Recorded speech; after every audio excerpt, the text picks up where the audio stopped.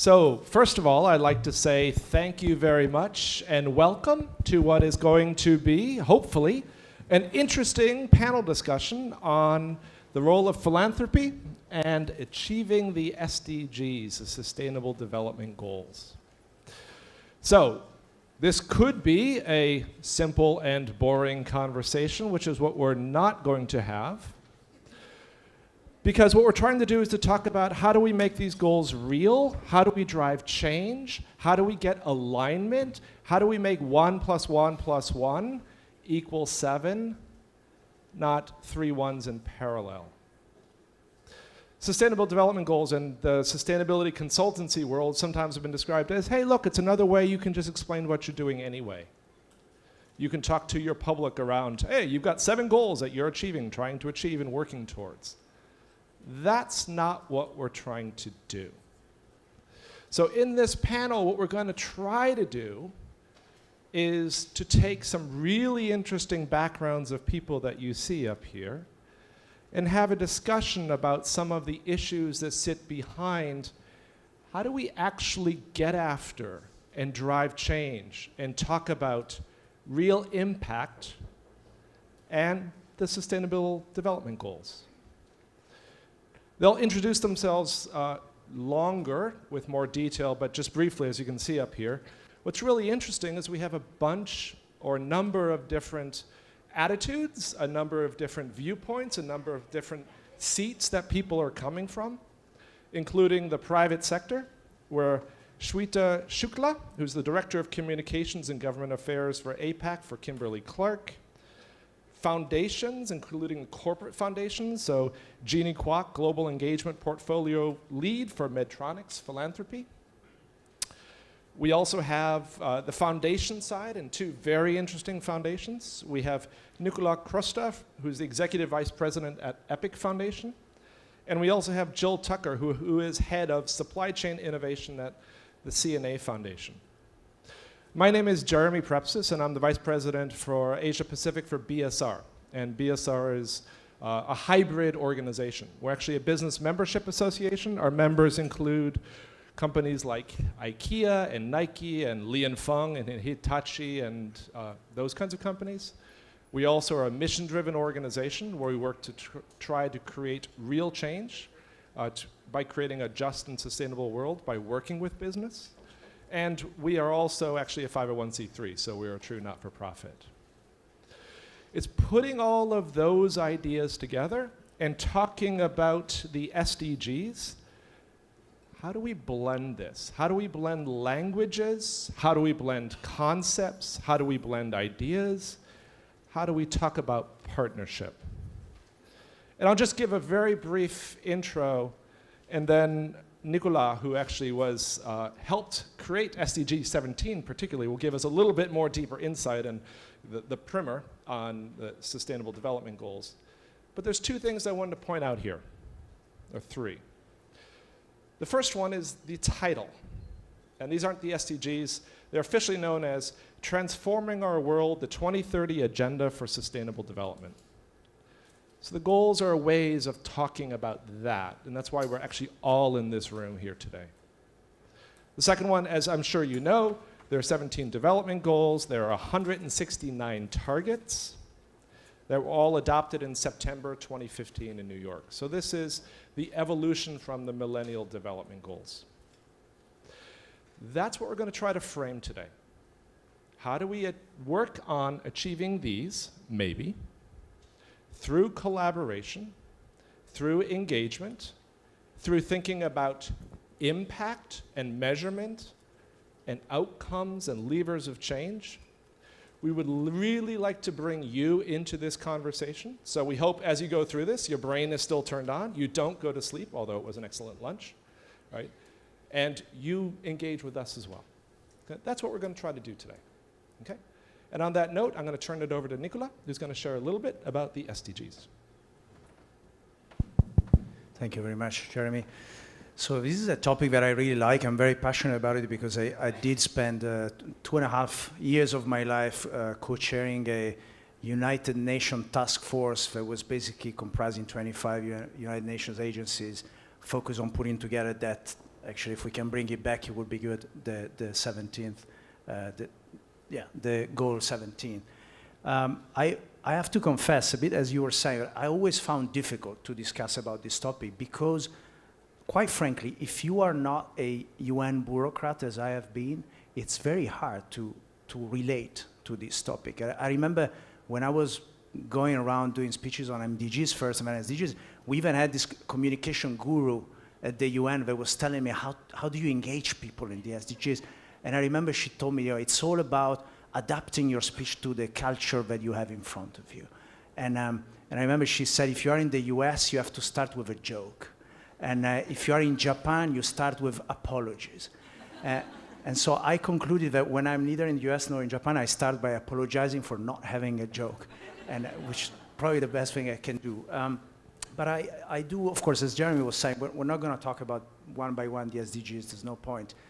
Jeremy rightly said that the key point today is the title of the 17th. Here you have 16 topics, very ambitious agenda.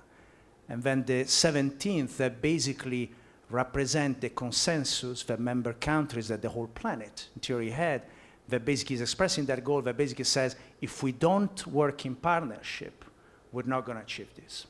So the real question here is it possible to form a global partnership with people with so many incentives? And I think that what is great here is that you have people that come from the traditional donors like me, now I'm actually in philanthropy, with corporate, with foundations. So I would like to perhaps to give my perspective briefly on that point, sharing 3 points with you, and we can use the slide, or I can speak to it. So the first point is that starting point is not very good. Traditional donors and philanthropy have ignored each other for a very, very long time. And I remember I was around in 2005 when we were working on the Paris Declaration. So we're basically talking about what are the relevant sources of financing for development. Philanthropy was not even mentioned. The contribution of the private sector was not even mentioned. Government were completely ignoring this.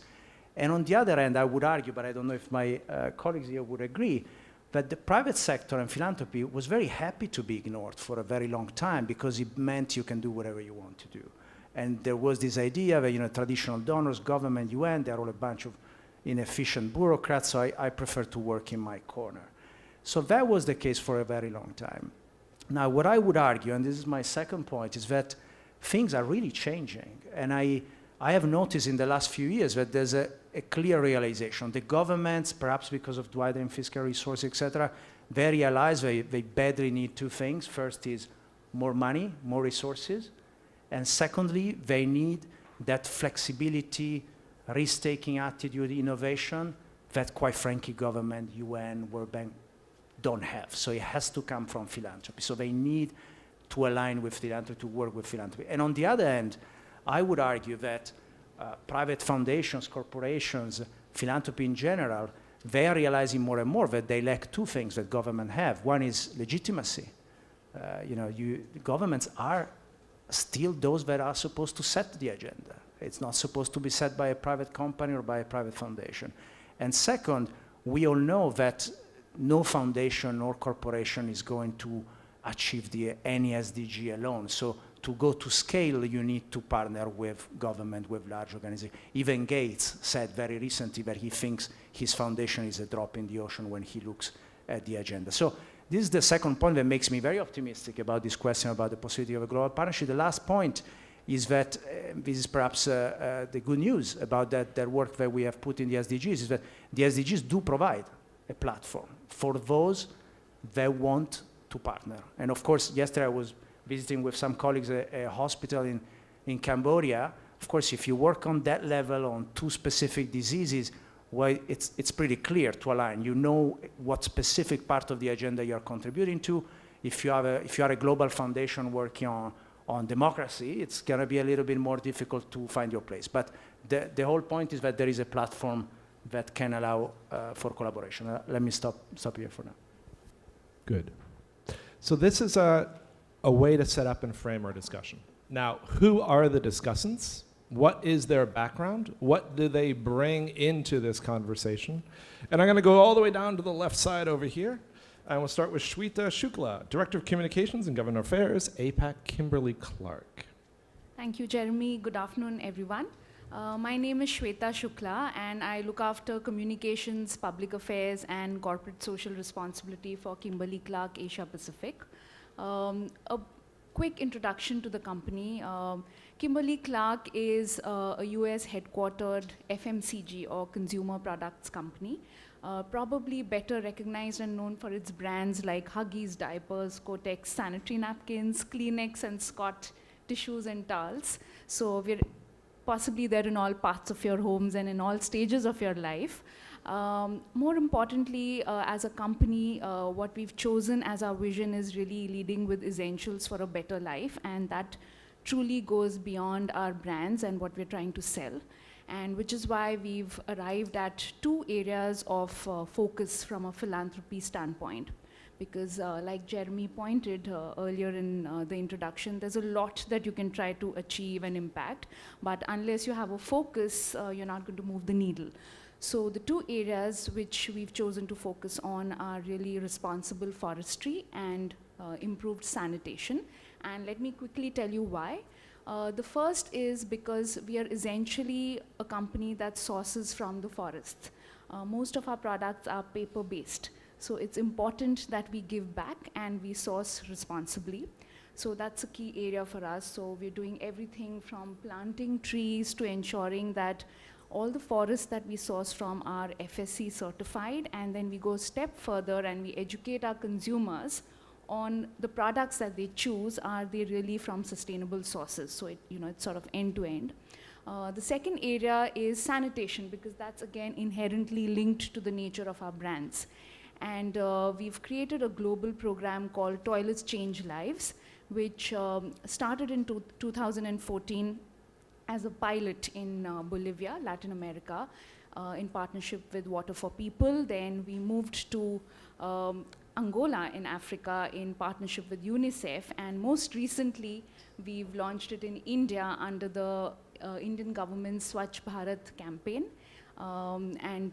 We've got a twofold approach there. Not only are we partnering with NGOs to build toilets, but we're also involving our partners to drive behavior change, which is critical in India and for the targets that the government has on eliminating open defecation.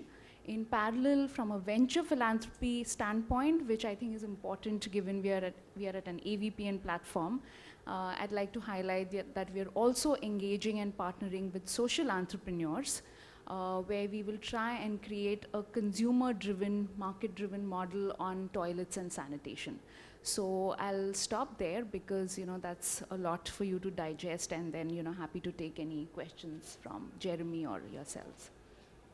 And just another point of clarification in the beginning, I asked all panelists mostly not to use slides, so we can explain and talk about these ideas and get at what's very important. So continuing that, our second conversant here, Jeannie Kwok, who's Global Engagement Portfolio Lead for Medtronic Philanthropy. Thanks. I'll take a page from Nicola here. So I am American, so I'll start with a joke. Everyone used to tell me that I had the longest title, but I'm glad to be sitting next to Shweta, who I think has a longer title than I do. So what does Global Engagement Portfolio mean? I actually work for Medtronic Foundation, so it's our corporate foundation. Medtronic, for those of you who don't know, is a healthcare services and solutions company. We were founded actually by the original pacemaker, which really regulates your heartbeat for a lot of different heart diseases. We're currently structured into 4 business areas. One is cardiovascular group, one is in restorative therapies, another one in minimally invasive therapies, and then a 4th one is actually diabetes. So that's really, diabetes is the one consumer-facing business that we have. As a corporate foundation, we really focus on global health. So we are looking at non-communicable diseases and do traditional grant making, as well as new kind of public-private partnerships and working with the different organizations on non-communicable diseases. We also do a body of work in disaster relief, and when a disaster does hit, we often send a lot of employees to help support that initiative as well. So I think a lot of what we've been thinking about in some of these partnerships is really trying to understand how we can combine our employee, we have about 85,000 employees to the cause, as well as our human capital and technical expertise. Great. Okay, moving down the line. Well, you'll be next. Nicola Crusta, Executive Vice President. You already heard from him from EPIC Foundation. And tell us about the EPIC Foundation. Yeah, so a couple of years ago, after 18 years in this large international organization, I spent 10 years at the OECD and 8 at the UN. I decided to jump the wall, as a colleague of mine described it, and to join a very, very exciting foundation. What EPIC Foundation does, and I do have a slide, but if Jeremy doesn't want, I will not use it. What EPIC Foundation does is really to connect a new generation of donors, of philanthropies, of corporations with high impact organizations. And basically, what we have done is that we have recognized that in philanthropy, there is if you are an economist, you see a clear market failure. You see on the one hand, a growing supply of capital. There's high net worth individuals, corporations, foundations, so more and more money. On the other hand, you see a growing demand for capital from a growing number of NGOs, social enterprises, but the supply and demand, they really have troubles finding each other. Today, if you are a high net worth individual or a corporate CSR, it's very challenging to identify where to put your money. And on the other end, if you are a high impact NGO, it's very challenging to find the right donors for you. So we sit in the middle, and we have basically devised a number of tools. It's basically an EPIC toolkit, we call it, that allow donors basically to connect with high impact NGOs in 3 ways. First, we provide a very robust selection tools. So we help that capital to find the most high impact organization. Second, we have a number of tools in the realm of monitoring, which is the second need you typically have when you are making a philanthropic investment. So we offer a very robust monitoring system. And third, we have a number of tools that allow to experience the donation. What we see more and more, and again, I'm referring particularly to the new generation of philanthropists, that people don't want to just give money.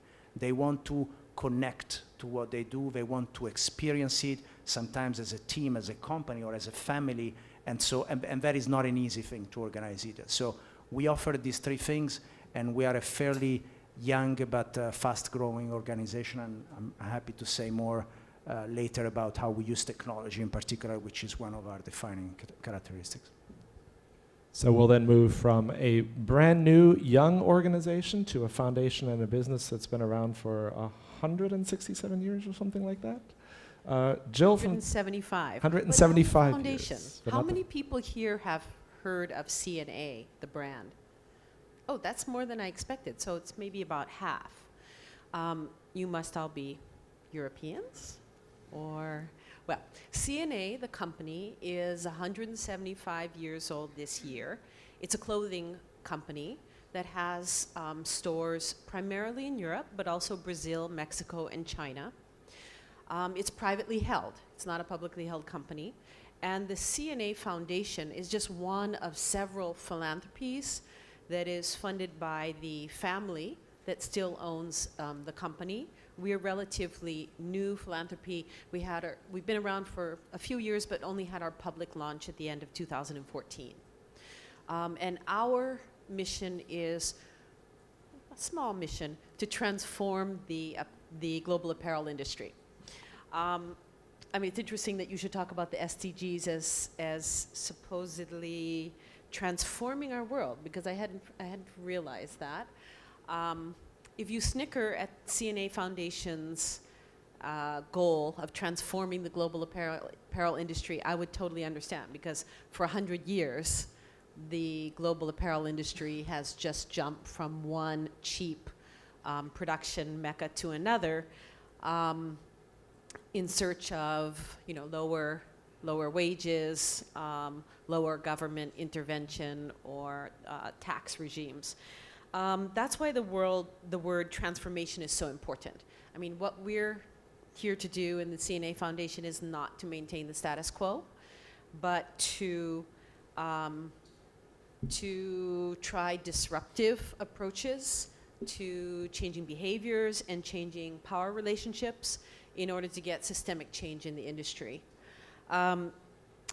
we do that in the area that I work in through supporting greater accountability in the industry through transparency. So we believe that whether you're talking about the supply chains that a company uses or the purchasing practices that they practice or the working conditions in the factories that they use, that we all benefit from more transparency. And then another thrust of our program is worker empowerment, that the workers themselves need to be able to have a voice and to be able to negotiate for the things that they think are important to them. So there's several different SDGs that we touch upon there, but mainly we're aiming for systemic change. We're not looking at a factory by factory approach or one-off approach. We're only looking at systems change. And I think I'll leave it there. Okay.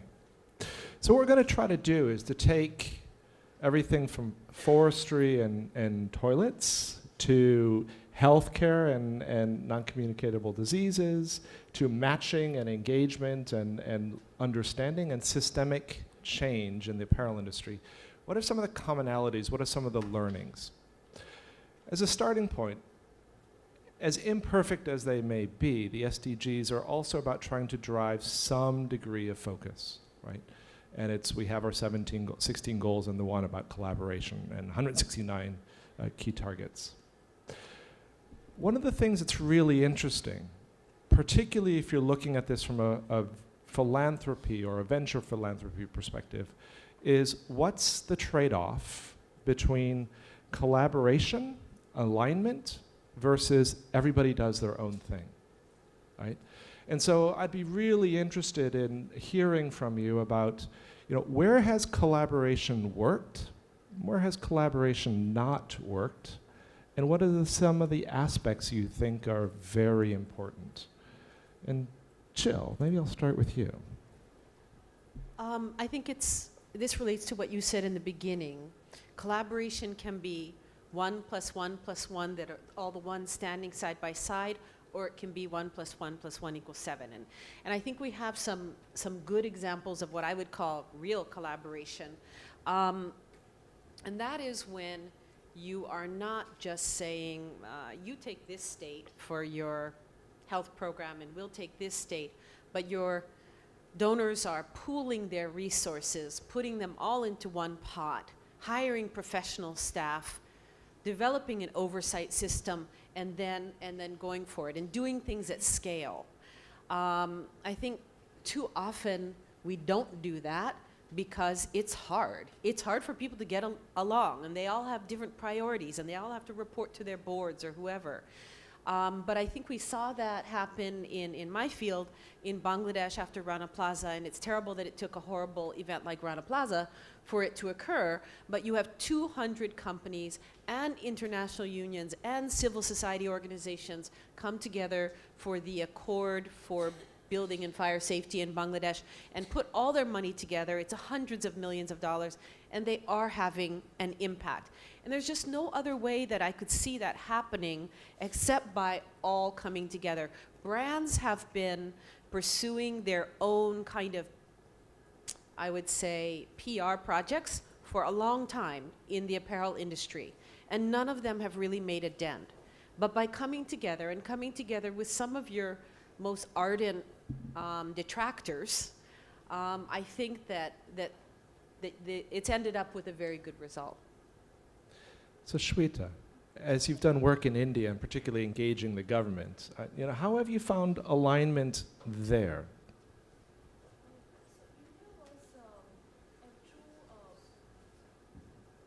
India was a true experience of alignment all the way from the government down to on-ground implementation for our program Toilets Change Lives.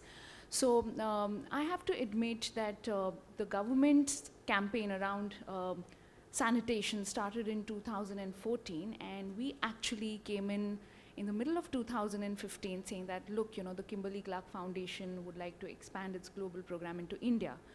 And we realized that, it was already an overcrowded space in India. The large Indian conglomerates and, our other peers in the MNCs had already pumped in a lot of money. A lot of toilets had been built, in fact, on the first anniversary. The government claimed that about 10 million toilets were built and 90% of the schools already had toilets. And here we come, saying that, we want to make a difference.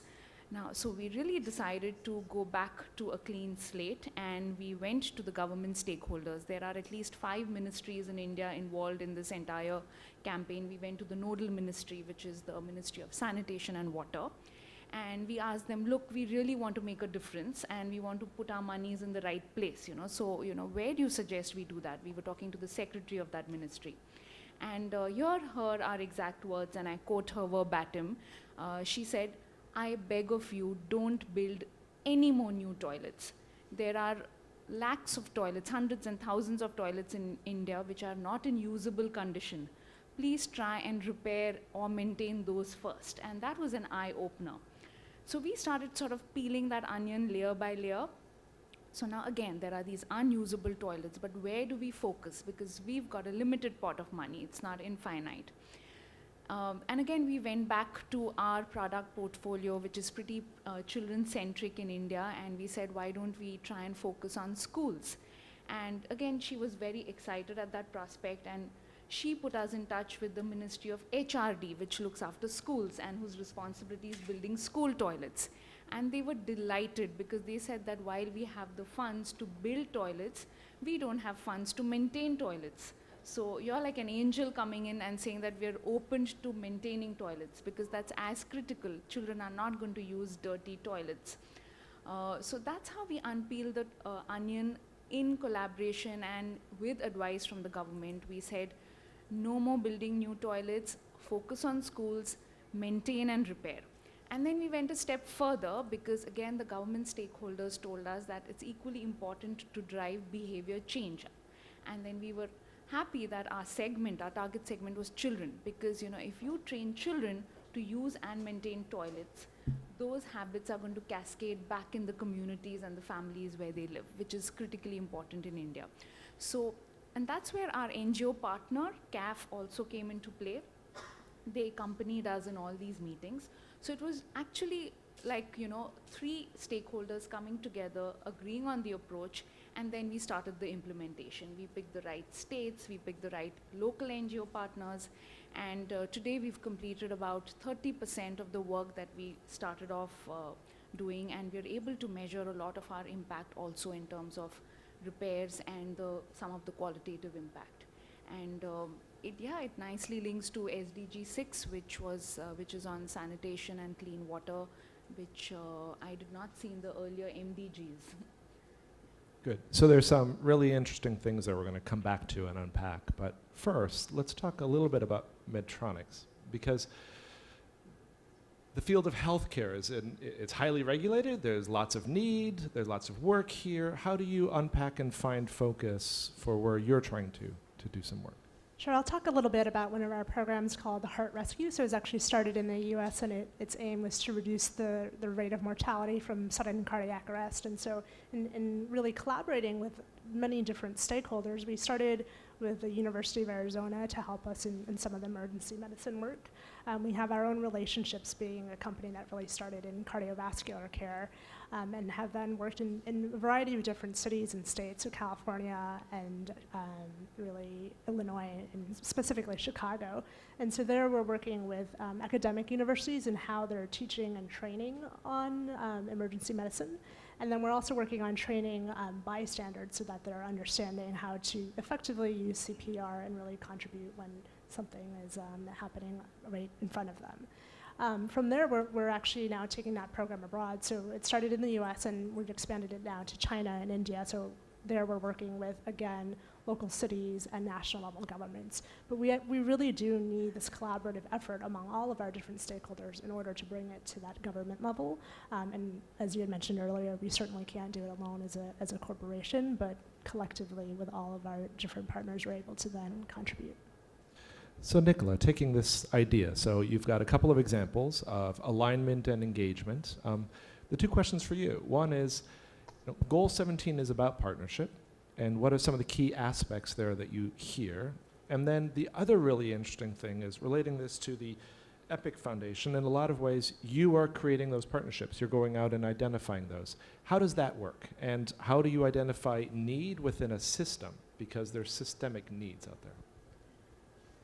Yeah, first, let me just a general comment on this issue of alignment and partnership. I think we need to walk away from this myth that alignment and collaboration is always good. I mean, in many cases, I have wasted a lot of time in my life trying to bring together or to keep together partnerships that didn't make a sense because there wasn't a common sense of purpose. So for me, the name of the game is, do we have all the same objective or not? Because if we don't, we're wasting a lot of time. And what we're seeing at Epic, actually, that is that when you are sharing the same objective, then the nature of the partnership becomes extremely pragmatic because everyone wants to go there. It's no longer something you do to show that you are doing things together because you see the advantage of doing it with others. And at Epic, I mean, we said very clearly from the beginning that we had two objectives. One was to have a positive impact on children's lives around the world. And two, that we wanted to disrupt the philanthropic industry by introducing some innovations. Obviously, we cannot do that alone, so we desperately need partners. So for the impact number one, the way we go about, and you can read, of course, more on the website what we do, but we go around the world. We are actually now, together with our founder, Alex Mars, who is sitting here with us and the team, we're in the middle of a world tour over 10 weeks, which is part of a 6 months due diligence process to identify high-impact NGOs and social enterprises around the world that want to have that impact. And we know that they are going to develop, to implement that impact. We need them, they need us. And then we also go around the world looking for donors, for corporations, for high net worth individuals that share their objective. And you see, I'm seeing it very clearly, that when the objective is very clear, then everyone gets aligned. It's not difficult. And on the disruption part of our objective, are we going to disrupt philanthropy alone? I doubt. But what we can do is to pilot innovations and to partners with like-minded organizations that have the same goal. And for instance, right now we have 110 partners around the world, fantastic, with knowledge that sometimes is about the geography that we don't know or about a sector that we don't know. We are working together. They clearly share the objective of turning philanthropy around. And I can tell you, meetings are very pragmatic. We're not there, and I'm sorry, sometimes I speak in negative terms about my experience at the United Nations, but I remember so many meetings where we knew we had to sit for 2 hours in the same room, but just because we had to be in the same room. We didn't really know why we were doing that. When I'm meeting these partners now around the world, it's very clear. With some we talk about technology, with some we talk about social enterprises, but it's very clear why we are in the room, because we need each other. And I think that that's when that's the spirit, then partnerships can really become a very interesting tool. So let's go a little deeper, and maybe I'll bring this to Jill too. So what is clarity, actually, right? And on one side, we could have a clarity on outcomes, right? Is it all people around the world that are living at above $1.25 per day as measured in today's terms? Or is it about creating systemic change? And the labor rights side, it's access to freedom of association, collective bargaining as a means of allowing workers to participate, right? Or is it about no child labor in the factory? Because there's also sometimes been clarity creates fragmentation. How do we get from clarity and without fragmentation to actually systems that build on top of each other and make things better? And so I'm just struck by how it should be easy to get people around your goal to help children in the world.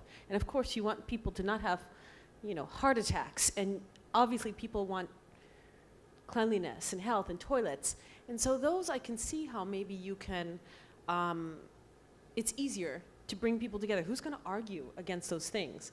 Whereas in our situation, we have an unequal power relationship that, and I would even maybe contend that the reason why children are in poverty, or I don't know about heart attacks, sorry, why people don't have toilets, the root cause is not because they don't know how to use a toilet. The root cause is poverty. And much of the root cause of poverty is an unequal power relationship. That's what we're dealing with in our situation. So it's not that easy to change, because if you change the status quo, some people are going to win and some people are going to lose. And that gets very controversial. So I don't know, when we're putting in toilets for poor kids, are we really solving the problem? Or, I'm not meaning to criticize you. If really what the problem is that they are growing up in poverty and they might have to stay in poverty. I don't know. And how do the SDGs really help us with that? I don't see the SDGs, well, SDG 10, I think, gets at the issue of inequality between and among nations. And that, I think, is a great inclusion.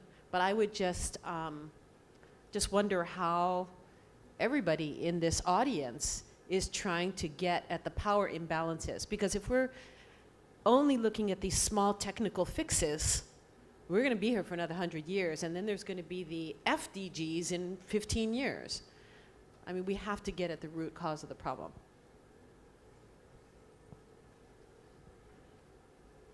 No, I mean, I could discuss for hours the issue of inequality, of course. It's another one that I'm passionate about. But I think we also need to be careful not to do a lot of confusions, because we're talking about a lot of very big topics there. But I think it's interesting what you were saying when you referred to the SDG number 10, which was one that was not supposed to be in the agenda. That was the result of very, very, very long negotiations. Really one that really polarized things. And what I find interesting about that SDG, if you look inside it, and I know that sometimes 17 is enough, but I would suggest, if a topic is interesting, go inside the SDGs, because that's where the really interesting stuff is. And inside that SDGs, I remember I was advocating very strongly in favor of it, to the point that at some point I was saying, we could even just have this one and delete all the others. Because when you look at the SDG 10, the first target is about one thing that you are referring to, which is basically income inequality. So it looks about income. But then, if you look at the other targets, they talk about inequality in terms of access to services, which include the toilet, which include the schools. So that other critical dimension of inequality. And then, of course, they refer also to inequality in terms of gender, of race, of ethnicity. If you think about it, if we all just aligned behind SDG 10, I think that would probably be enough for the whole next 15 years. Just to answer your question, Jill, on systemic change when it comes to toilets, and also bridge it with what Nicola was saying. I think when it comes to access to sanitation in India, it truly goes beyond incomes and poverty. And a lot of the Indians in this room will agree that it often boils down to culture and really how people have been brought up, especially in rural India. And that's where about 70% people are still defecating in the open, not like they don't have, the rich farmers do have the money to build a toilet. Often they have toilets but are using them as storerooms. Often they are building toilets just to get the government subsidy and not use it, simply because open defecation in the fields and in the shrubs has been the way of life. It also has to do with casteism, where cleaning the toilets is not considered good in certain communities. So it's a lot of culture, not just income. We're trying to change that, and therefore we're targeting children, because children can genuinely be agents of change, and therefore we're targeting schools. How are we doing that? Yes, there is the hardware aspect of repairing X number of toilets at the end of 12 months, 18 months, and so on. But there's also the long-term behavior change that we will inculcate, and we're actually forming school management committees and advocacy groups among children. So there's going to be a hygiene captain, and very often the hygiene captain is a girl, and she really gets to talk to her peers and ensures that they're not only using toilets but maintaining them and going back and telling their families to continue using the toilets. These are harder to nail down and to measure, I admit, but these are equally important to invest in if we really want to make a long-term change. So there's a couple of ideas behind this, and one is the idea of the physical change. The other one is the idea of the root cause of inequality, but we also have culture and other impacts associated with that. And it leads me to kind of two interesting questions, and I'd love to hear from any of you who would like to answer this. Is how do you know that your intervention that you're making makes sense for that broader need, right? So if it's only about building more toilets, as you already discovered, that's not really necessary. If it's only about maintenance, that also after a while has an end. There are different pieces that need to lock together. Where does that sit? Is that at the government? Is that at where the UN should be playing their role? Is that, EPIC Foundation being able to say, actually, our systems map here is, we've already got 10,000 toilets going in, what we really need is more of this or that or the other thing? And then the other question is, let's start with that one. Like, where does that analysis sit from your perspective? I think it's a great question, Jeremy, because when we realize that there are so many aspects to sanitation, and how do we sort of really make sure that we're doing all of it? We realize that each stakeholder will have its role and should play its role. We shouldn't be getting into what the government should be doing or the school committee should be doing, but somebody's got to be accountable. If we say that let them all do their parts, I think it's just everything's going to sort of be all fragmented, and at the end of the year we won't even be able to measure if we got what we wanted to. So we've taken the onus on us to ensure, as facilitators and sort of being the connectors, to make sure that everybody is playing their part. So our nodal NGO partner, who works with the local partners, also has, as part of its responsibility and our sort of partnership, that they work with the school committees on ensuring that every 3 months there will be an audit to make sure that the toilets are maintained, the advocacy groups among children are alive, the behaviors are changing, and they report back to us on certain metrics. So yes, we are taking the accountability while empowering the relevant stakeholders to play their roles and facilitating them, be it with funding or human resources as needed. And Jeannie, in the medical side, and you're working with universities in the US and other places, how much of this mapping comes from the university of being able to say, look, we really need this bit, we don't need that? How does that align for you guys? Well, I was going to say, I think a lot of people do expect corporations to step up, especially really in 2016, right? And we're saying that, yeah, so universities have a certain expertise, but they're also siloed just as we are. So we do sort of, again, also as facilitators and convene across the different stakeholders. We largely had talked really about how we were implantable devices at the beginning. We acquired a company called Covidian about a year and a half ago that allows us to reach much broader into the hospital communities as well, with a lot of their different products and services. So really shifting into a service and solutions idea is really where we're moving forward. So it's not just about product and technology innovation, but really how do you start to innovate across and really look at a holistic picture. So I know you're saying, oh, you don't know that much about heart attack, but what everyone does know is how do you move from a community clinic or a general practitioner into a specialized doctor who can help you, into a specialized hospital who can then take care of your condition. So that's really the path that we start to look at, and we do convene across all those different areas. And Nicola, one of the things about the EPIC Foundation is you talked about the experiential side. People want to understand and touch. And to me, that's an investment in that sharing of that learning, of that dialogue. And do you see this feeding back? And so the touching relates to knowledge, which relates to discussion, which shapes where you're going into the future. Absolutely. I mean, and this is striking. I mean, when you deal with the new generation of people that are concerned about those SDGs, these guys don't think like, certainly not like my father, but also not like me. They are more informed. They are used to manage much more information, and they want information to be available to them. They want to touch. They want to know where their money is going. And if you allow me, can I show something very concrete? Because I think it's just to talk about something very practical after this slide. Just giving you a snapshot of what is here. And don't worry, I'll be very brief. But because this is easier to see than to describe.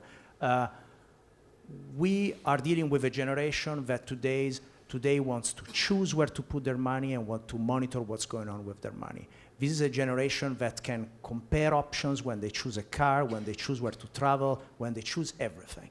They want to track where the money goes, and what do they use usually? It's an app. And maybe to the older people around this might sound simplistic, but most of the people today use apps for important parts of their life. And we thought that when it comes to the allocation of your philanthropic investment, perhaps it is useful to be able to use an app that helps you to select what you want to support and to track and experience where your money is going. So just to give you a very quick snapshot of this Epic Impact app that we launched just a few weeks ago, well, this is exactly what it does. It allows you to access very easily the portfolio of organizations, high impact NGOs and social enterprise that we are selecting around the world. It allows you to choose who you want to support, depending on what are your priorities as an individual or as a corporation or as a foundation. It allows you to track your impact. We think that it's over the generation that gives money and waits for an annual report to come a year later. People want to see, they want to see immediately, and they want to be able to talk and to communicate about their impact, and this is an app that allows them to do so.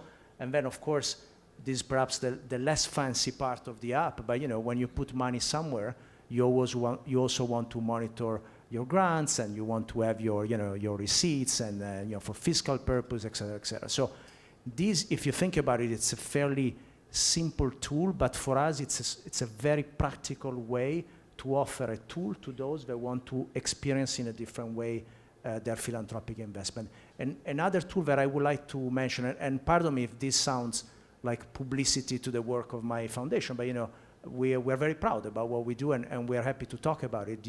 The other thing that we are experimenting with is VR, is virtual reality. And I have to say, my colleagues know very well that I was really skeptical about it because I tried it with my kids, and I was a bit scared when I saw them with those big goggles. But try this once, and it's unbelievable how immersive that technology is. And we all know that it will be used for bad purposes, but we should also use it for good purposes. And we realize that when it comes to experience, especially for people that cannot travel because they don't have the means or because they are too old or too busy, that can be an incredibly powerful way to connect with those situations where you can have impact, but perhaps you cannot go physically. So that's another way to experience that we hope we will be able to innovate with. Sure. I like technology. Everybody likes technology. Does anybody not like technology here? No, okay. Okay, our friend from Assam, because he lives in a beautiful place, he doesn't need technology. Okay, in my field, almost all garment workers in any country have a phone, and more they are smartphones. So I think there is a lot of potential for technology to do a lot of good. And you already see it doing good, but I just can't help thinking when you talk about the new philanthropists and an app. I mean, it's almost cliche that the new philanthropists want an app to solve their problems, but I still feel that we're not going to solve poverty with technology, and that are they willing to, but you can challenge me on that. I mean, they're informed, they want to choose where they put their money. They use an app to do this, to do good and to feel good about it. Are they willing to do less harm in the core operations of whatever their companies are? I don't know what they are. Are they willing to redistribute some of their wealth? Is this a redistribution of their wealth? I have a hard time seeing how an app is going to help these big, sorry, they're not up anymore, but these huge problems we have in the world, the SDGs. But, tell me I'm wrong, because I would love to be. No, I'm very polite, so I will not tell you where you're wrong. But look, I mean, to me, it's evident that no app is going to save the world. But technology is a force that needs to be harnessed. And I think that in 2016, if you are meaning well, if you want to accelerate progress towards the SDGs, to me, it would be, to me, it's unthinkable not to think of how can I use technology. I mean, I've been in this field for 20 years, and I can tell you now there's no time to do that, but there are things that were not possible 20 years ago because we do not have the technology. Today we have the technology, and a point that I really want to stress is that the technology that you can use to connect people, to foster social change, it's often available for free. So there is this, it's very democratic. I mean, this morning we were sitting with a very small NGO in Hong Kong, budget under $50,000. And they figure out a way to use Google Forms and Google Dashboards, which are free, to do a case management of the people that they are trying to support that I have not seen in foundations that are, $20 million foundations. They had a problem. They had to manage difficult cases, to coordinate social workers. They realized there was a very simple, cheap technology to do it. 10 years ago, maybe even 5, it was not possible. Today it's possible. I think that when things are possible, one should use them. But I agree very much with you. I agree with that viewpoint of technology as an enabler. So when we work in communities, we often use telemedicine, and that's a great big world out there that no one's quite figured out. But in different rural communities around the world, we have, for example, in India, a device that allows us to look at hearing. It's just connected to a mobile device that, if there is actually a significant problem, can be sent to a centralized hospital who's helping with a diagnosis. And so that is great technology that is out there, but without the community health worker and the Shandi workers and everyone else in India as a human perspective who helps understand the communities that they work in and the languages that are used, technology would be nothing there. So I think we're at this critical juncture where we have great technology to enable us to improve lives in that way and do a much better job. Let me ask a question that then kind of tries to bridge that a little bit, because the technology that we have, some of it's going to be fabulous and wonderful and helpful, and some of it's going to be a great attempt and miss, right? And actually we're working in a world that, the technology of today is radically different than it was 10 years ago, and it's going to be radically different 10 years from now. How do we think about failure? How do we allow for change? How do we allow for experimentation? I mean, the traditional venture capital approach is you invest in 10 firms, 7 crash, 2 kind of do well, and 1 knocks it out of the park, right? So how do we think about the idea of failure in this space, particularly when, our experience sometimes with donors, and I've literally had somebody tell me this, failure is not an option, right? Interestingly enough, that was a company that actually didn't want to measure actually invest in impact measurement, so by definition, failure was not an option.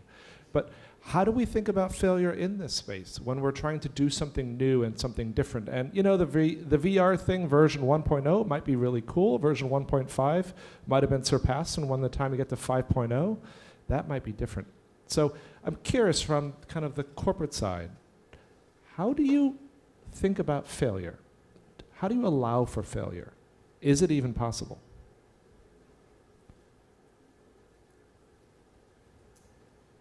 So typically any program, there's always a vision of, really scaling it up, scaling it across multiple geographies, going deeper, but we usually will start small. So be it our sanitation campaign, or if I may switch gears and, talk a little more about our other program, which is around sustainable forestry. We did start small on almost all these programs. We learned from our mistakes, and then we decided that we either expand them, or we've even decided to stop some of these, really depending on whether they met our expectations or not. So let's pick, for example, our Keep Korea Green campaign, which is now in its 30th year, and we've planted 50 million trees. So when we started, obviously, we weren't sure if we would get all the right support, if our employees, it would engage our employees, but there was considerable investment to be made. But as we sort of stepped it up, we learned that, it's helping build our corporate equity, it's helping engage and recruit employees, it's helping get better partnership with the governments. We started scaling it up. So obviously, there are sort of mistakes to be learned from along the way, and then you scale or you pull back. And what's the biggest mistake that you've learned from? Well, I wouldn't call it a mistake, but really going back again to the India sanitation campaign, I think when we started off, we were gung-ho that we are going to be a part of the Swachh Bharat or the Clean India campaign, that, we are going to sort of be a part of the government agenda. But like I said, when we really started looking at the detail, it started worrying us if we are even going to make any difference at all, because a lot of our competition and peers, and even our non-competition like the Indian conglomerates, jumped in much faster with bigger investments than us. That did make us a little inconfident and shaky about, should we really put in the money? And then that's when we decided to sort of step back, look at it from a clean state. We reached out to the government stakeholders, like I said, engaged with our NGO partners, and we started afresh with a completely new approach, which was around maintenance, repair, and behavior change. And we said it's all right not to build new toilets. It's all right not to be able to say that we build 1,000 toilets in a year. It's not for the PR. We want to make genuine impact. So that was a little bit of the risk that we were definitely taking. But as we've made some steady progress, we feel good about it and will continue this route going forward. So Jeannie, the same question for you. How do you allow for failure? Is failure possible? And have you? You fail fast, and you hope your PR person never talked about it in the public. No, but Jill and I were joking a little bit about this earlier, in that there's actually so many different projects in a large corporation that's happening at the same time, and there are a lot of failures. But typically they are at a pilot stage, right? So it hasn't gone to a larger, broader community, and hasn't tried to scale and then failed. But that's why you do start with a pilot, really get those lessons learned, and if it's really not even applicable to your original target, another business area could learn from it or build on it. So I think that is really how you look at it. I think Jill wanted in, and then Nicola. Just one point, that since we're talking about collaboration, I think it's much harder to fail in a collaboration. It's easy to fail when it's just you, your foundation, that has done something and, okay, didn't work, we'll move on, we'll try something new, or we'll try something different. It's really hard when you're in a group and not everybody has the same appetite for failure. So that, I think, is one of the downsides of collaboration, is that you get the lowest common denominator in terms of your appetite for risk, in terms of your appetite for failure, in terms of so much that you're working on. The bigger you get, sometimes that happens. We hope it doesn't, but often it does.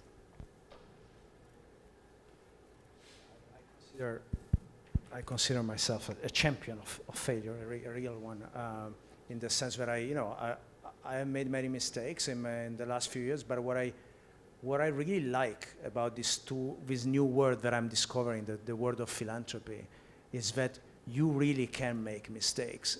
And I remember having worked with organizations where risk is not supposed to be something that you take, and that if you make a mistake, you make sure that you hide it as quickly as you can. And I really like the freedom that one has in philanthropy, certainly that I have within the organization I work for, to try out things. And I can tell you that whether it's the app that I showed a second ago, or the VR, certainly there are aspects of these things that will fail. We will address them, we will make them better, but there is certainly an appetite for risk, which in my view is exactly what philanthropy is for. We're not here to get the job done. We're not governments, we are here to work at the margins, to take risks, to fail when it's necessary, and to help push the agenda through. So I hope what you've seen from this discussion so far, because I would like to get you guys involved, and I'd love to hear some questions from the floor, or some sharing, or some comments, And it's always the best sharing is people who are willing to stand up to talk about failure, right? I've learned this from doing that. Nobody ever likes to share those. But what we have is some big ideas that we're all trying to move towards, right? Well, and these are, supposed to transform the world. And as we get into them, we have global companies, we have innovative foundations, we've got a focus on, the apparel industry. We're a bit of a consultancy organization in the middle. How do we blend those ideas together? And obviously, it's not an easy blending that happens. And some of the ideas around alignment and impact and technology and failure. So I'd like to bring a couple of you guys in, and I'll walk out with a microphone. If you have either a comment or question or sharing. And just please introduce yourself too. I have both comment and questions. My name is Masood Hussain. I work in the British Council in Bangladesh. So my first comment was on the technology, which we see is a big enabler. And we saw the mobile banking, how it made thousands and millions of Bangladeshis life easier who didn't have the access to conventional banking. So we see a big impact on using technology for the rural Bangladeshis. And the question for the corporates, when you prioritize your projects or the impact-driven projects, and how do you prioritize? Do you look at the SDGs and then you took the projects, or you are now trying to align your projects to the existing projects to these SDG goals? Thank you. I can answer from that corporate perspective. So we align what we currently do to the SDGs. I mean, I think, to say that we set forth the MDGs first and then to change all of our projects to make sure they're SDG aligned, would be very difficult. But I think one of the ways that we do it is we actually actively engage our employees in thinking about the SDGs. So yes, from a corporate standpoint, we want to make sure we're ensuring that. But again, 85,000 employees, everyone has their own personal passion. When we look at employee donations, matching grants, and where our employees volunteer, we hold these up and we say, you are contributing at an individual level in your communities, and here are some areas that you can support that. And talking back to technology, we work with a vendor platform called Your Cause, which allows us to track and measure some of these areas. So our programs on responsible forestry actually started way back in 2009, so that was even before the SDGs were launched. That's when Kimberly-Clark was probably the first company to get an FSC certification from the Forest Stewardship Council, and that program has been an important part of our CSR aspect of even educating consumers. But we were very pleased to see the SDGs and to see that we could align that with SDG 12 specifically, which is around responsible consumption and production. So yes, it's helpful to be aligned with what was declared as SDGs last year. Likewise, for Toilets Change Lives, the program started even before the SDGs came in 2014. And even when the MDGs existed, there was no specific goal called out on sanitation that was added when the SDGs came in. And again, we were thrilled to see that, that's been called out as a separate goal, and it aligns well with our global sanitation campaign. And Nicola, do you see more push, alignment, pressure coming towards aligning to the SDGs? Whether it's international organizations and large donor organizations or governments beginning to say, hey, here's our focus, let's all push towards this? Or do you see this as a lot of companies that are seeking a specific impact, and that impact gets accumulated around SDGs? Call it the bottom up versus the top down. Look, to be very honest, most of the people have never heard about the SDGs. I mean, we have to be also realistic here. And it's terrible for people that have spent years working on them, but most of the people don't know what that acronym stands for. And many companies, most companies, because here we have large companies, but most companies don't even know what the SDGs are. So my answer is that there's a lot of work to be done for that alignment. And for once, I would say that governments are ahead of the curve, because governments have worked for 15 years with the MDGs. If you go in any country around the world, typically in the Prime Minister office or in the Ministry of Planning or wherever they put it, they have a former MDG unit, which is now an SDG unit. They do those kind of planning. So governments know very well these mechanisms, and those that are serious, they do align, but they know how to do it and they know it's there. In my view, in the private sector, what I'm observing is that the largest corporations, of course, they are plugged to the UN, they are aware of these things, they see, quite frankly, also the advantages in terms of branding that you have in aligning yourself to their agenda, but a lot remains to be done to bring on board all those that aren't, which in my view are still the majority, and this is where, quite frankly, the UN has an incredible communication challenge. Let's not forget, these were voted just months ago, and they are supposed to go for 15 years. So there's a lot of work to be done this year and next year to bring people on board. So you are the early adopters. Do we have other questions? I think we have one in the front and then one after there. Maybe I'll make a statement first or something. I mean, actually, I think, I don't suppose I've ever looked at these in the last year or, and I'm certainly not particularly aware. If you asked me, what are the SDGs, I wouldn't necessarily know. But I mean, my question actually is, again, an observation, perhaps hopelessly optimistic. They're never all going to get done at the same time. Within 15 years, forget it. Because the world changes in a different way. It changes with little steps. And in each community, there are some different steps which are more important than in that community than they may be elsewhere. And those little steps will, in my view, because I am actually hopelessly optimistic about the future of our planet and our society, a lot of those goals are going to be achieved in a small way, not necessarily a universal panacea for a beautiful and wonderful world, which realistically, as I say, is not going to happen.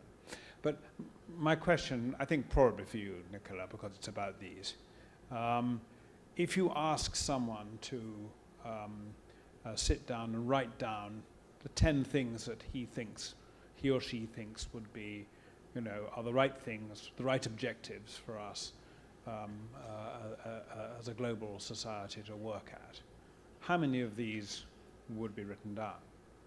And then if we talk about philanthropy, I'm new to philanthropy, so I don't have any particular views one way or the other. But I think if we talk about philanthropy and what we personally are trying to do, I think it's those little steps probably that we're trying to take in maybe different parts of the world, different particular segments that we might be looking at, or we specialize in clean water or healthcare or education or whatever it might be.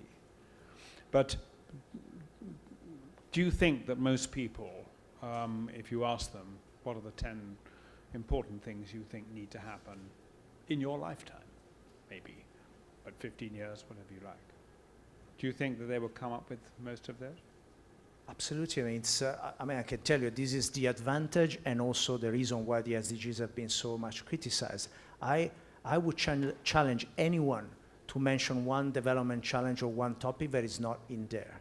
You have 17 goals, 169 targets, each target broken down by, on average, 3 indicators, which are basically other topics.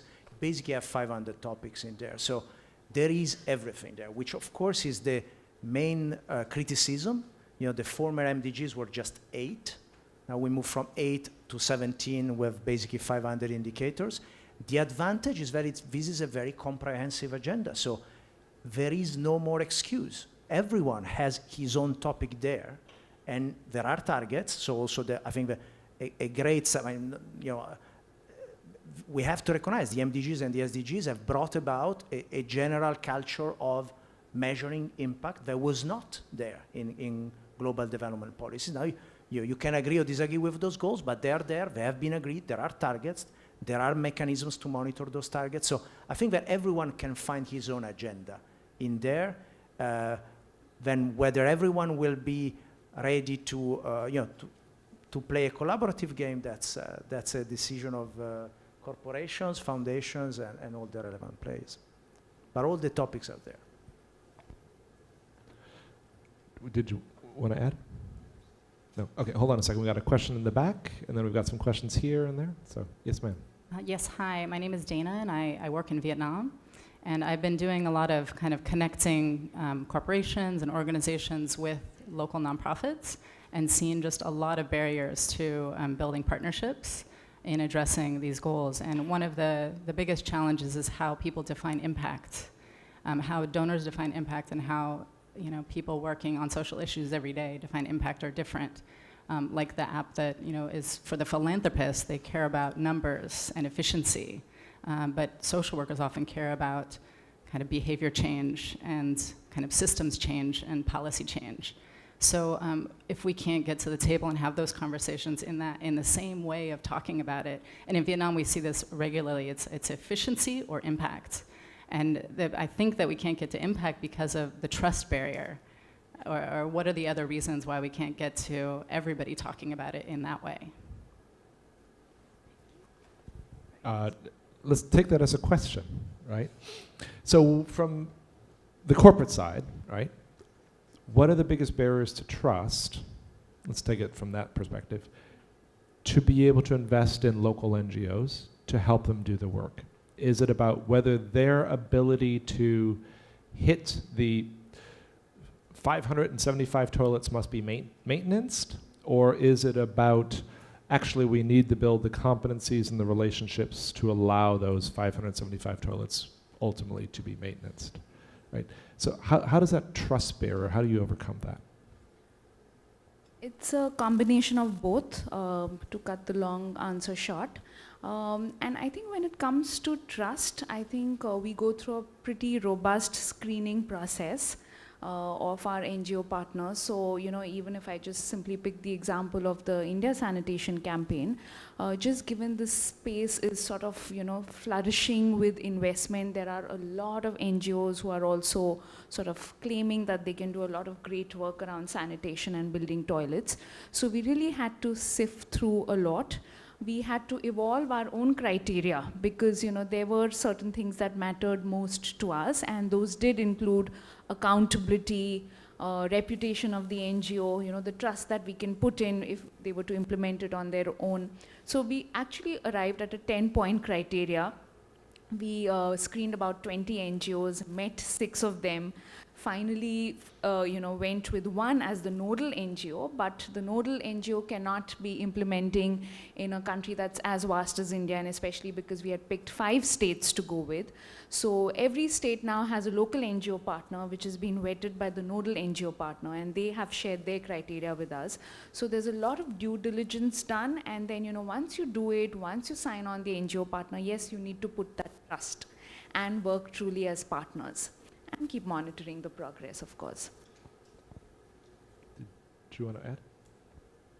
I would just add quickly, that is the perennial problem between funders and civil society organizations, and I don't think it's at all specific to Vietnam. The funder needs to show results, and they want you to show it in quarterly reports, whereas the grantee is trying to affect behavior change or get at really big problems. It just cannot be solved that quickly. I don't know. I don't know if it's really trust. It's just the needs of the different organizations. And I think even within organizations, we get that. Even within the foundation itself, people are saying, Jill, why aren't you changing? Why aren't you changing the face of the apparel industry, in your first 6 months? So I think it's just something that needs to be talked out. It needs to be discussed. And as organizations, as civil society organizations or NGOs get more sophisticated, hopefully they can convince funders that short-term change is probably not going to be sustainable, or often is not sustainable. Yeah, perhaps in that sense, what we are observing, it's interesting because we are really sitting in the middle between those that want to give money and the NGOs. And I sometimes enjoy incredibly these meetings where people are saying the same things, but they are just using very different words. I myself, I have never heard about KPIs. And someone that works in the private sector would look at me and say, but we were just calling them in a different way at the UN. So there's a tremendous language sort of challenge, the need to establish a common taxonomy so that we all call, impact the same thing, outcome, all those terms that are so important, but we all need to make sure that we're talking about the same thing. And then the other thing is that I think I'm seeing that it really helps us at EPIC. At least we develop a framework that at some point I wrote an article that was called Goodbye Monitoring and Evaluation, Hello Monitoring and Collaboration, which is a way to say, look, monitoring is great, especially if you give unrestricted grants. Unrestricted doesn't mean unaccountable. You have to monitor, you have to do it strictly, but you have to understand that the moment you give money to an organization, if you're done well your due diligence, they are partners. It cannot be a command and control relationship. And you have to understand the basics of what economists call asymmetry of information. They have the information, you don't. The NGOs know how to solve the problem. And in a case, they know how they're using the money. And quite frankly, there's no way. I've run an NGO, I can tell you that there is no way that a donor can really know what you're doing with the money. It's just that there is such an asymmetry of information that you have to invest in the due diligence. You have to have, of course, a robust monitoring system, but you also need to trust and to collaborate and to have faith that most NGOs around the world are just trying to do a good job. Okay, I think we had a question down this. Actually, you had a microphone already. There we go. Gary White with water.org. And my question goes to the financing for the SDGs, particularly with respect to India and the great experiment that's going on there right now with the 2% of corporate profits needing to be invested in CSR.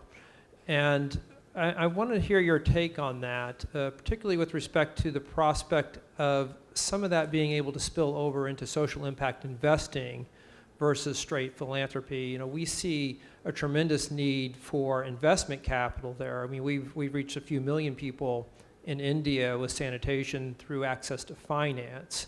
It doesn't seem like there's the prospect for this being able to be moving over into impact investing as opposed to just straight philanthropy. And this could be a real bellwether, I think, across many other countries as they look at implementing this. So what do you see as the limitations of this being just philanthropy versus also social impact capital? And what do you think the prospects are for the Indian government to open this up more? So firstly, I think there are huge interlinkages and rub-offs that pure philanthropy can have on social impact or social enterprises. And you can simply see that even in the sanitation space. So for example, Kimberly-Clark, we're actually looking at a twofold approach. So one is a straightforward philanthropy where we are donating the money to the NGO for the repairs, maintenance, and behavior change that I spoke about. In parallel, what we are also doing is we've actually picked a social entrepreneur in Orissa by the name E. Kutir and Swadha, and they're actually trying to fuel an entire market-driven model where they will be giving out microfinancing loans to social entrepreneurs who are actually in, their main source of livelihood is fishing. But besides fishing, they will now become sanitation entrepreneurs also through these microfinance loans, partly funded by us and the rest by the Toilet Board Coalition, which is a global organization with similar companies like ours. And that social enterprise will also ensure there's consumer demand organically created. So they'll drive awareness among consumers. So consumers go and demand a toilet. Consumers get the loan and the subsidy from the government. The social entrepreneurs get raw material at a very low rate, again facilitated by the social entrepreneur. So it's the complete ecosystem of creating demand, supply, and financing it along with consumer awareness. So we're looking at it from both aspects, and we believe that one actually aids the other because these are all synergistic approaches. And that's how the entire landscape in India on sanitation is really, I think, fueling because everything's coming together. So I think both have a role to play, the pure philanthropy and the social impact part of it both. And the 2% mandatory CSR tax, I think, while it is restricted to philanthropy, because that's getting done, that's a huge catalyst for companies to think about social enterprises also. So it'll help each other. That's my point of view. I hope that answers your question. If I can add to that, we were actually with the team in India last week, and we discussed this topic with both corporations and NGOs, so it's interesting to see the two sides. And to me, it struck me, there was a meeting actually the last time around where we were in India where Mr. Tata was there, and he represents one of the biggest, maybe the largest corporation in India, and he was saying the country is not ready for this. It was not a very good idea. And I actually disagree with that. I think that it really gave an incredible impulse. It gave a lot of attention for philanthropy in the corporate world. But the reality is that it's quite unbelievable. I don't think there's anything like that in the world, to see how many resources were moved from one ear to the other, from corporate to philanthropy, with de facto no systems in place to check what's going on with those resources. And of course, you have a government unit in the ministry, etc. But here we're talking about an unprecedented shift of resources. So on the one hand, I haven't found evidence that there are clear mechanisms to check whether corporations are really doing philanthropy with that money, because there's tons of ways to disguise other things under philanthropy. And on the other hand, of course, there aren't the mechanisms in place to check what happens where NGOs that were not used to manage a lot of money suddenly get flooded. I mean, I for the first time in a couple of years, we have reviewed 1,900 NGOs in the last 2 years. First time last week, this NGO that said, we're not hiring a fundraiser anymore because the corporations are just coming at us. They just come at us. They don't know where to park this money.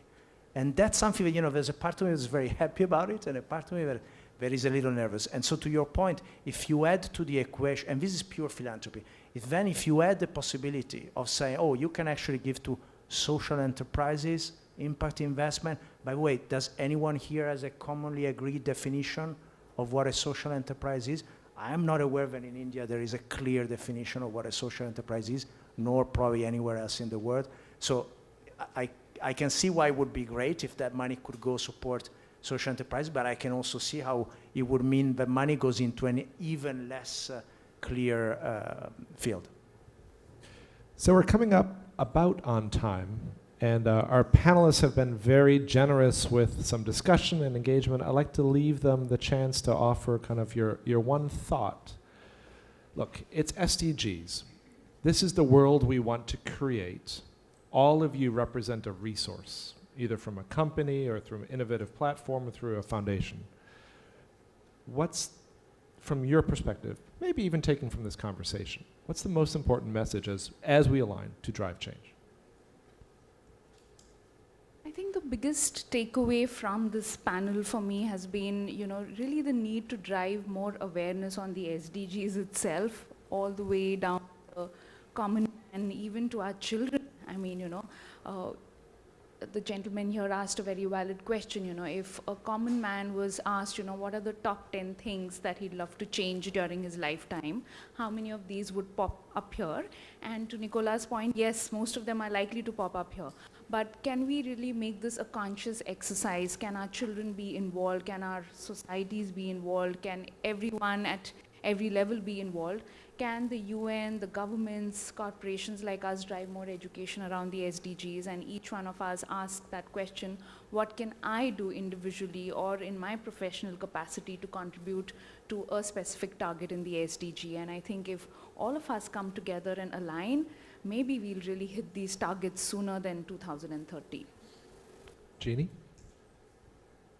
I'll just play a little bit and disagree with Nicola earlier on his number 10 on all inequalities, but I think it's actually really about number 17, and not just because he was on it, but really about partnering. So how do you as an individual partner across with the work that you're doing on a day-to-day perspective, as well as really rolling that up higher to thinking about other collaborations that you can really partner and really start to shift these goals forward with?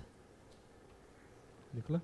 Yeah, this discussion made me think about that, that African say that is often mentioned at the end of speeches. I've heard it at least 200 times, that says, if you want to go fast, you go alone. If you want to go far, you go together. And when I look at the SDG agenda, to me, it's pretty clear that we need to go both fast and far. And that in the context of philanthropy, that is a useful framework, I think, because it means that we can all go fast in piloting innovations, trying new things, and why not, we can do it even alone. But then there's a moment where you need to come together with others, share what you're doing, and that's the together part that takes us far. And I think that I at least find it useful as a way to think about these big issues. For me, it was very enlightening to hear you say that there was a discussion within the UN that SDG 10 should just be the SDG and everything else follows from that. And I think that what that says to me is that whether we're working on, zero hunger, affordable clean energy, if we always use that prism of income inequality on top of what it is we're trying to do, that's going to give us a different perspective and maybe an important perspective to have. And then maybe I'll just conclude. And for me, this is just another way of saying, how do we think through Goal 17, right? So Goal 17 is the partnering goal. It's how are you conscious about what you are bringing into the equation, how you're conscious about the language and terminology you are using, how are you conscious about what others have been doing already, the traditional literature review?